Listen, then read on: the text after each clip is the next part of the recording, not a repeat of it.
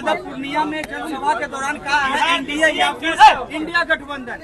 यूँ कहे तो पप्पू यादव भी वहाँ से खड़े हैं और पप्पू यादव पर यूँ कहे तो साधा है निशाना तेजस्वी यादव। तो भाई हम लोग तो शुरू से कह ही रहे हैं कि इन लोगों के गठबंधन में वो सहजता ही नहीं है।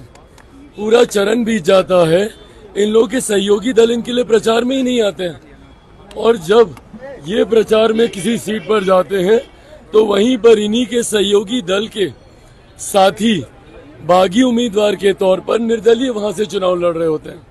तो ऐसे में राजद, कांग्रेस और वाम दलों के बीच में कोई एकता, कोई मिला जुला कर कार्य करने की रणनीति है ही नहीं। ये कोई छोटी बात नहीं है भाई कि पहले चरण की चारों सीटों पर चुनाव हो जाता और कांग्रेस वाम दलों का कोई बड़ा नेता इन लोगों के लिए प्रचार करने नहीं आता, राजद पे प्रचार करने नहीं आता है।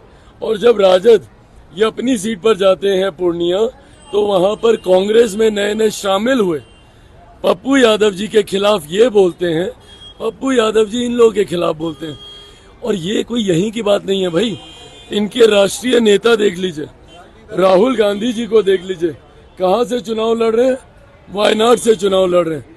वहां पर इन्हीं के सहयोगी दल से एक नेत्री है जो इन्हीं के सामने चुनाव लड़ रही हैं। तो ऐसे में कांग्रेस के जब सबसे बड़े नेता के सामने ही इन्हीं के घटक दल वाम दल के द्वारा प्रत्याशी दे दिया गया है।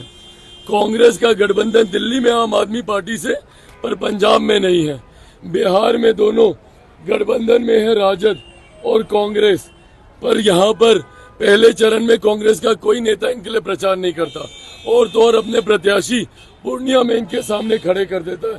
तो ये जनता भी देख रही है कि ये सिर्फ स्वार्थ के लिए बनाया गया ये गठबंधन है। ऐसे में जनता कतई इन लोगों पर विश्वास नहीं करने वाली।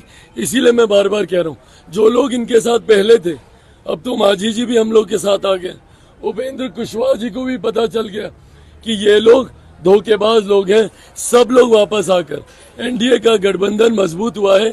इसीलिए 4 की 4, 40 की 40 और 400 को पार ये गठबंधन पत्र जारी की है।